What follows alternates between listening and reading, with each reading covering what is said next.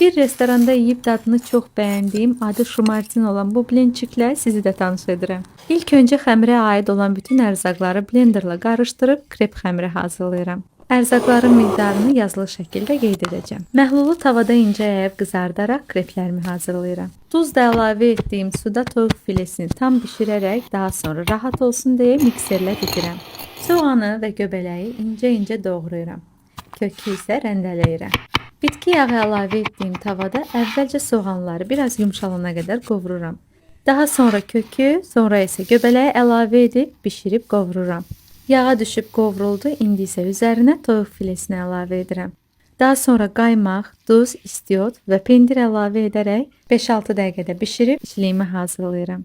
Mən mozzarella pendiri əlavə etdim, Holland pendiri ilə də çox ləzzətli olar. Kreplərin arasına içlikdən bolluca qoyub göstərdiyim şəkildə bükürəm. Hazırladığım blinçikləri əvvəlcə yumurtaya, daha sonra suxariyə bulayıb bol yağda hər tərəfli qızardıram. Və şumartin blinçiklərimiz hazırdır. O qədər zərif və ləzzətli olur ki, mən soyuq halda yeməyi çox sevdim, məncə belə daha dadlı olur. Yediyim gündən bəri dadı damağımda qalmışdı, amma artıq özümdə hazırlayıram. Hər kəsə nuş olsun.